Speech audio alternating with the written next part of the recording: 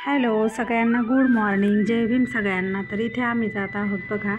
तर हे ठिकाण तुम्ही ओळखलंच असेल की हे कुठलं ठिकाण आहे। तर इथे ना आम्ही आलेलो आहोत हॉस्पिटलला आणि इथे सगळे बिल जे आहेत ते मोफत केले जातात। म्हणून मग माझी नणंदबाई आणि आम्ही आलेलो आहोत। आम्हाला खूप जवळ आहे हे हॉस्पिटल, तर ओळखायचं आहे कुठलं हॉस्पिटल आहे ते। आणि ना इकडं आलं ना तर खूप मन प्रसन्न होतं आणि आपला जो नैराश्य जे आहे ते सुद्धा दूर होतं। तर इथे बघा आम्ही आलेलो आहोत इकडे भोजनालयाच्यात, इथे म्हणजेच इकडे हॉस्पिटलचं भोजनालय आहे। तर तिथे आलेलो आहोत आम्ही जेवणासाठी आणि जेवण केल्यानंतर मग आम्ही बाहेर आलो आणि त्याच्यानंतर काय घडलं ते बघायचं आहे पुढे। अचानक आम्हाला कोणीतरी भेटलं आणि झालं वेगळंच।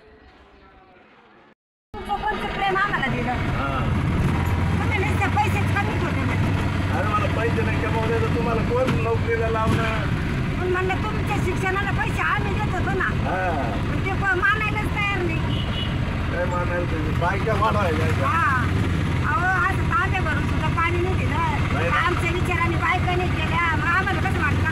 बरोबर नाही, आमची सून चांगली आहे, रोज 2-3 टाइम फोन करते, तर पुढं काय सांगा?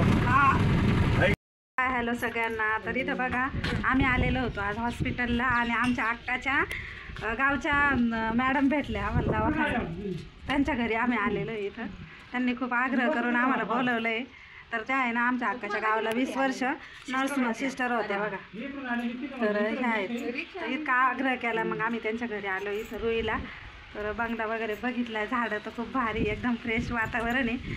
आणि आम्ही आता थोड्याच घरी जाणार आहोत, खाली गेल्यावर पण मी तुम्हाला दाखवते। तर आता तुम्ही ऐकलंच की आम्ही कुठे आलेलो आहोत। तर ह्या ज्या मॅडम आहेत ना, ह्या आम्हाला अचानक भेटल्या भोजनगृहाच्या बाहेर। त्यांच्या मिस्टरांनी आवाज दिला माझ्या नणंदबाईला आणि त्यांनी इतका आग्रह केला की आम्हाला डायरेक्टली रिक्षा करून त्यांनी त्यांच्या घरी आणलेलं होतं। अगदी प्रसन्न वातावरण आणि अगदी सुंदर आणि प्रशस्त बंगला शेतामध्ये त्यांनी बांधलेला आहे। पण खंत एकाच गोष्टीची आहे की ते फक्त 2 जण राहतात तिथे, त्यांची मुलं त्यांच्याकडे लक्ष देत नाहीत। आणि तुम्ही रिक्षामध्ये त्यांचं बोलणंसुद्धा ऐकलेलं असेल। तर सांगण्याचा उद्देश हाच की जिथं एवढं मोठं घर आहे पण माणसंच नाही राहायला, आणि जिथं आहे ना खूप जास्त मोठं कुटुंब आहे आणि बिचाऱ्यांना घर नाही, असे पण काही लोक आहेत। तर बघा हा एवढा मोठा बंगला आहे। तर ते आता ते बोलतात आहे की आम्ही शिफ्ट होणार आहोत शेतावरती। तर आम्ही पुढे कुठे गेलो हे पण बघा। पुढे चालल्या पुढं, मी यांच्या मागं चालले। तर आम्ही चाललेलो आता गावात, म्हणजे इथं ह्या थोड्याशा आउटसाईडला रोडला राहायला आणि गाव थोडंसं मागं आहे इकडं। तर घरी जायला निघालेलो आहे। तर चला म्हटलं चला तुम्हाला पण इकडं गावचा व्ह्यू दाखवू कसा असतो तो। त्यांचे घरवाले ते काका आहेत ना, ते पण येणार आहेत वाटतं पाठीमागून। तर इकडं संपूर्ण असे नारळाचे झाडं आहेत आणि शेतातच इकडे प्लॉट पडलेले आहेत आणि बंगले बांधलेले आहेत इथे लोकांनी। तर खूप फ्रेश आणि मस्त वाटलं, दवाखान्यात इतकं कंटाळलो होतो आम्ही। तर इथं अजून एक बंगला आहे, तो पण मी तुम्हाला दाखवते बॅक कॅमेराने। हां का, हे बघा हा पण मस्त आहे, तुमच्यासारखंच त्यांनी पण नाव टाकलेलं आहे का? नाही त्यांनी मी नव्हतं। अहो होतं जसं नाही हो, मी पाहिलं येताना तर नाही तेच दिसलं, तेच हा का?